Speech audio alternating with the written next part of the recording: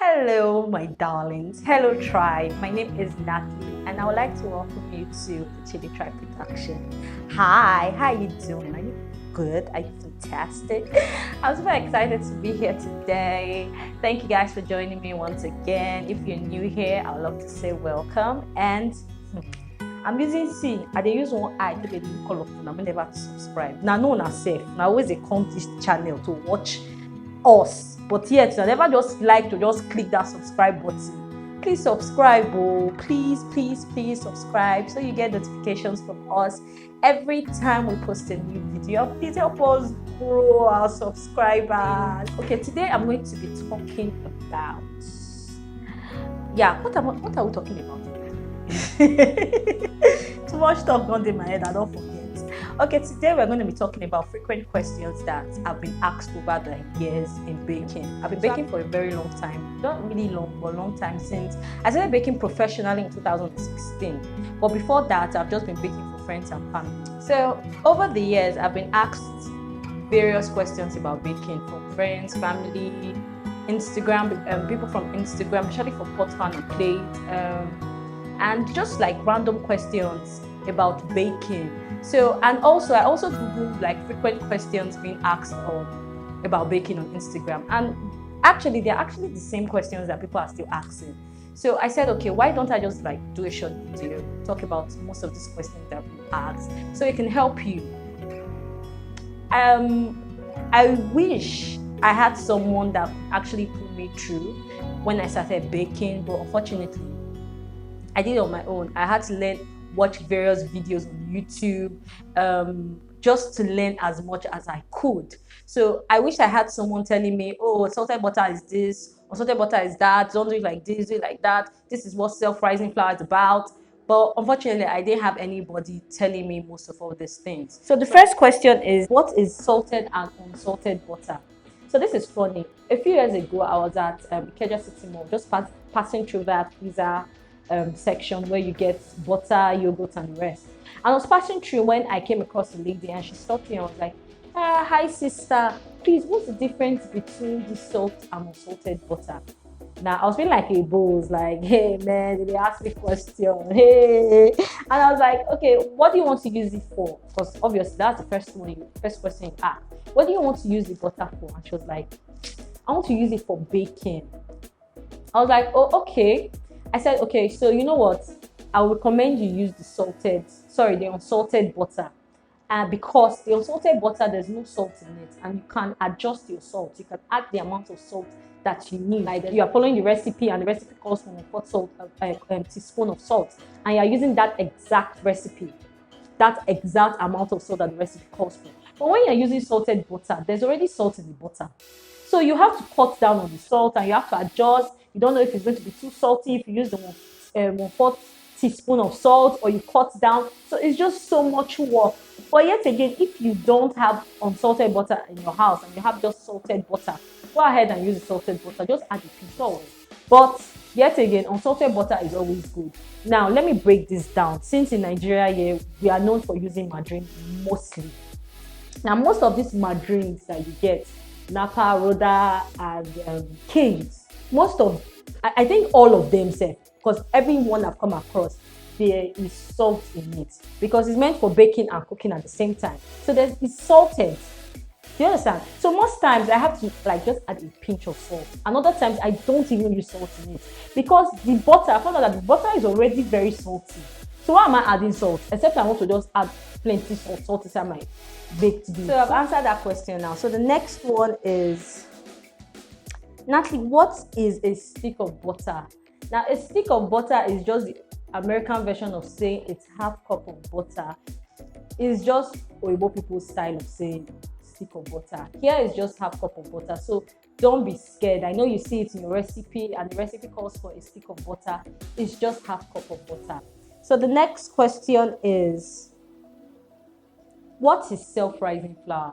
I know, right? So you're going through your recipe and you come across self-rising flour, and you're like, which one be that one again? We don't get time for here from Nigeria. I know, right? So that's self-rising flour is just all-purpose flour, baking powder, and salt. Do you understand? It's just baking powder, all-purpose flour, and salt. So you come across self-rising flour mostly in southern recipes from America, like Texas and the rest. And maybe you're making biscuits or maybe most cakes. That's when you still self-rising flour. So now the ratio for self-rising flour is 1 cup of flour, 1.5 teaspoons of baking powder, and 1/4 teaspoon of salt. That is just the ratio of 1 cup of self-rising flour. That's the third question I've answered now. So the fourth question is, my cake didn't rise in the oven. Nothing. Auntie, did you check the baking powder that you're using? The baking powder must have expired or is no longer good. So you have to check. The third question is it the third question or the fourth? I'm not even counting anymore. I don't have a stand mixer. Can I make this recipe by hand? Yes, you can make it by hand. Most recipe calls for most recipes you can use your hand. In baking bread, you can use your hand. In kneading the dough, in making cake, you can use your hand. But it calls for extra grit power. It calls for extra muscles if you have it. When I started baking bread, I didn't have a stand mixer. I had just that hand mixer, and so I had to make use of my hands. And I tell you, I hate baking with my hand. It's frustrating. I hate kneading with my hand. It's frustrating. My hands are always hurting me, paining me, and I had to get the stand mixer. Just for everything and just does the work for me. All I do, check. Oh, it's okay. Oh, okay. Time for me to write. So I'll advise that you save enough money to get a stand mixer. The next question is, okay, I've answered. Why do I have to freeze my cookies? Why do I have to freeze my cookies? Now, okay, this question is quite tricky. Why do I have to freeze my cookies before I bake them? Now, when you mix your dough for your cookie, the butter is soft, it's at room temperature. Now, when you bake it, because the butter is soft, it's just going to spread. You're going to have a flat, thin, cookie, flat out. But when you freeze it, it gives it time for the butter to, solidify. And when you bake, it takes the butter time for it to melt. And by the time it's ready, the butter would have fully melted, but still having that structure. The cookie will still have that structure, that shape. Does it make sense? But if there's anything you don't understand in everything I'm saying, please let me know in the comment section below. Let me not be the teacher. Don't teach me nonsense. Do I need all my ingredients at room temperature? The answer is a big yes. Are you seeing my lips? Yes. Only if, do you get? Only if the recipe calls for cold ingredients would you use cold ingredients. But most cakes, in fact, cookies, bread, you don't make use of cold ingredients. You make use of room temperature ingredients. All your ingredients should be in room temperature. Just imagine now, you using cold butter, baking with cold butter. How do you want it to blend? How do you want the butter and the sugar to incorporate fast? When you use cold eggs, and when I started baking, I know you should know these things, so I just take cold eggs and break it inside my mixture, and you see it separating, because the butter and the sugar, the egg is cold. The butter now, butter will solidify if it's a bit cold. So you see everything separating, and you have to mix and mix and mix and mix. So you need everything in room temperature, please.